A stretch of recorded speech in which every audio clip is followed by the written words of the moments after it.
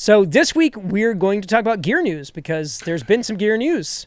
And particularly guitar gears. Yes. Sorry, drummers. And this is something that's very much in your purview. So why don't you take it away? For sure. So HeadRush just dropped Firmware 5.0 for their whole HeadRush core platform. It's pretty cool in a couple of ways. One thing that they've done that nobody's really tried in a guitar multi-effects before is it includes a drum machine. And when I say drum machine, it's not like you're not going to program, it's not like an 808. You're not going to like program a beat on it. Yeah. It's going to play drums. It's more like the drummer thing that's built into the Apple Logic. Yeah. You kind of give it parameters to how to play and when to do a fill and when to shift between sections of a song, and it'll do that based on your input on the pedal board. But if you're somebody who loops, if you're somebody who wants to back a solo acoustic with something interesting, that's a pretty interesting way to do it. And so I'm eager to play with that. I have not upgraded my Core Flex yet, but I might do that tonight, depending on how quickly we get this wrapped up. Well, and to piggyback onto that, it's not just some random drum engine. They're using BFD as the sound it's library. The good stuff. Yeah. Yeah. The firmware installs with one kit. There are like 15 more you can download for free. So yeah, I'm looking forward to playing with that. I think it's going to be pretty cool. Whether I'll actually use it in live scenarios, I don't know. Yeah. It's kind of my vibe would have to shift a little. Sure. to include that. But if it's awesome, I'm game. I don't know. Why not? And there are tight integrations between it and the looper that's built into the platform. So that's pretty neat. It can quantize in a good way that's helpful for looping.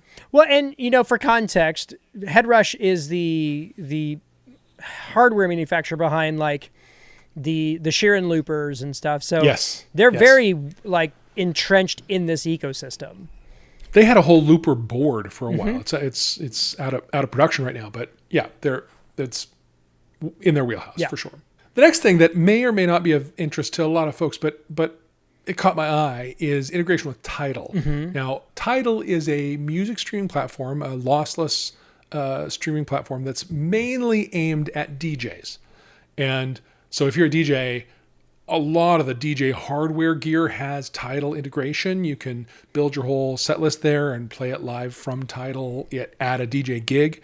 It includes stem separation is part of what comes with Tidal. And so the idea is it's built in tightly with the HeadRush practicing interface. So that interface lets you define begin and end of a loop. You can change key, tempo, all kinds of things as you practice a lick, a dozen times along with the backing track that the song came from. And all that can now come from Tidal, and they've got every track that you might ever want. It's, as complete as any of the other streaming platforms. More for some things, EDM, it's very rich. Don't know how interested our audience is in that, but who knows? It's an interesting thing to have integration with that. You do have to have a Tidal account. Right. But once you have that, you can connect and log in as yourself on your device, and off you go. Nice. Yeah, there are a couple of new effects too. There's a new amp they're excited about called On One, which is an emulation of the classic 80s PV 6505. Which we all know is the PV 5150. Yeah. They just can't call it that no more. They can't call it that. Yeah. So, all of the demos I've seen of it were Hot for Teacher or, some other variation on that. Two new overdrives, both of which I think are aimed at sort of edge of breakup. At least that was how they were being demoed, although I think they probably have more range than that. Looking at the way that the virtual pedals dials were set up, it seems like they probably have a broader application than that. But the demo was all sort of blues breakup kind of feel stuff. A new drop tune and a new up tune, which is the opposite of a drop tune. It's up rather than drop. I got it. But the tracking is improved, and that's part of the thing of it. The tracking is more authentic. It feels more human, and that is also true of the vocal harmony. So this whole platform has a vocal piece to it that includes Antares Autotune and all that stuff, and they're saying the harmonies are improved. Now, when you demoed the VX5, the standalone vocal pedal, that was your complaint, that the harmonies didn't feel natural. Oh, no. My complaint was that they didn't work at all. Well, right.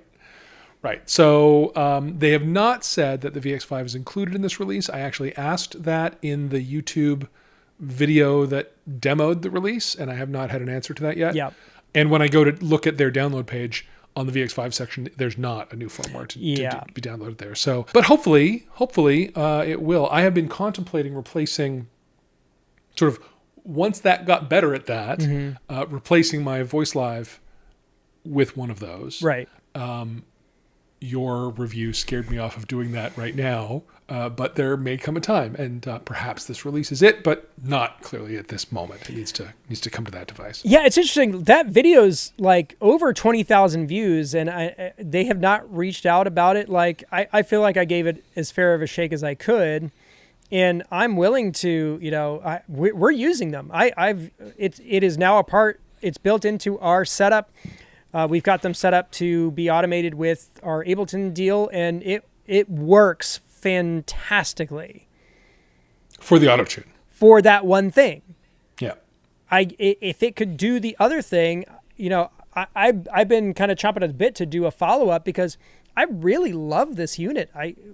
It's been phenomenal, and the fact that it's almost good. Almost. Like it's this one thing that just needs to be fixed. And the fact that they're working on it on the other hardware gives me hope. Yes. But it's just been tough because like their forum for that unit is not very active. Earlier today, they sent a link in something about the day one firmware, which of course came out when the product launched on day one. They have not updated it since. So my hope would be that this gets ported over at some point. Yeah. I'm not holding my breath. And frankly, I don't need it, but a lot of folks are kind of sitting on it, waiting for this to happen. So I'm hoping that they get it figured out. Yeah. Well, harmony effects are a core part of what I do acoustic. So I wouldn't want to downgrade. Yeah. Yeah. So fingers crossed that, we get a little love thrown our way for the VX5. And there's a couple of other things that they need to fix. And most of those things are just kind of, little complaints. Like my biggest complaint is that they don't have a sharp or a flat in the preset naming. There just isn't one. And there's not enough room to write. G sharp, A, B flat? Like you can't put, like there's no hashtag, there's no flat symbol. And you only have so many, characters that you can put in there. So even sharp and flat may not fit, Oh, in the name of a preset. Right. I gotcha. Yeah. Like you literally I can't put C sharp. Yeah. It's not possible. I have to write C sharp. You say D lowercase b. Right, but not sharp. But not sharp. Yeah. So that seems like something that should be there, honestly. Should be, yeah. That and I think more expanded MIDI functionality. Those are the two things that it really are kind of short-sighted on top of the harmony stuff. Yeah. Other than that, it's great. I hope you get a chance to, if we need to wrap up so you can plug this thing in, I just want to get the full rundown on how everything's working when you get a chance to do it. So yeah, totally. Keep us posted. We'll be back next week, and you can tell us all about it if we don't hear about it before then. Okay. And that's it.